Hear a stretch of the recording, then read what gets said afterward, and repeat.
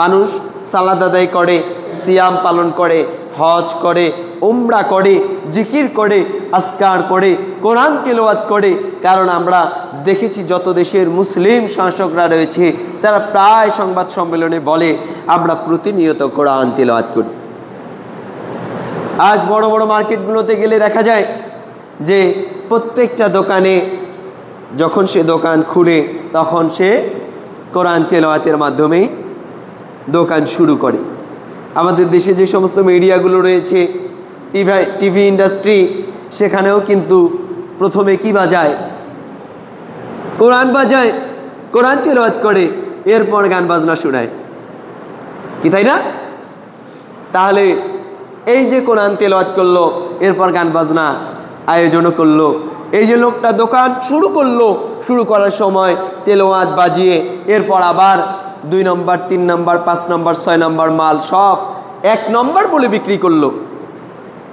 এই যে কিছু লোক আছে তাসবি দাঁড়ায়, তাসবি টিপতে টিপতে দেখা যাচ্ছে কোর্টে গিয়ে তার ভাইয়ের 10 শতক জমি, 1 শতক জমি, 1 বিঘা জমি দখল করার নামে কোর্টে গিয়ে মামলা করে। সে জানে এটা আমার ভাই পায়, কিন্তু তারপরেও মিথ্যা মামলা করে না?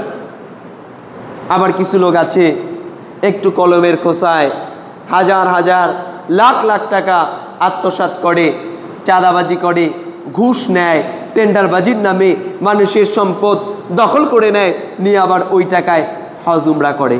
আছে না? কে আছে কি না? তাহলে এই যে এত অন্যায় অপকর্মর মাঝেও সদমল করে, এই লোকগুলো আসলে কতটুকু সফল আল্লাহ তাআলা এই আয়াতে তা বুঝাচ্ছেন। আল্লাহ বলছেন আল্লাযী খালাকাল মাউতা ওয়াল হায়াতা, আমি তোমাদেরকে যে এই যে মৃত্যু এবং জীবন দ্বারা সৃষ্টি করেছি। আল্লাহ রাব্বুল আলামিন আগে কিন্তু জীবন সৃষ্টি করেছেন, আমাদেরকে আগে জীবন দিয়েছে, কিন্তু আল্লাহ রাব্বুল আলামিন এই আয়াতে আগে মৃত্যুর কথা স্মরণ করিয়ে দিলেন। কারণ মানুষ যখন দুনিয়ায় আসে তখন মানুষ সব কথা মনে রাখে, কিন্তু মরতে হবে এই কথা মনে রাখে না।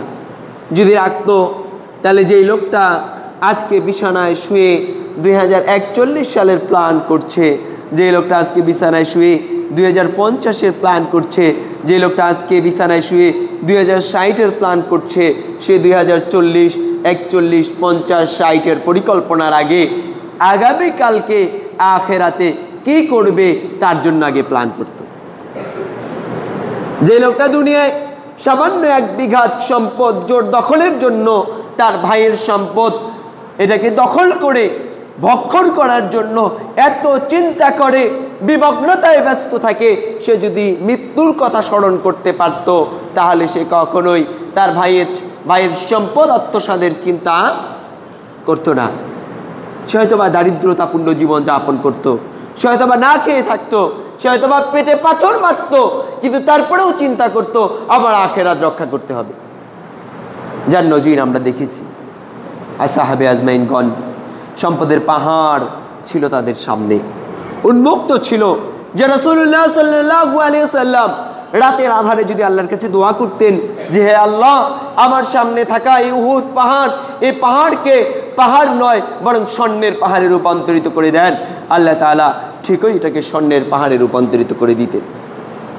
কিন্তু দুনিয়ার প্রাচুর্যকে, দুনিয়ার ভোগ বিলাসকে, দুনিয়ার সম্পদ অর্জনকে তেনারা মুক্ষম করে নেননি, বরং আখেরাতের এই শান্তি, আখেরাতের এই অর্জনকেই তেনারা মুক্ষম হিসেবে নিয়েছিলেন।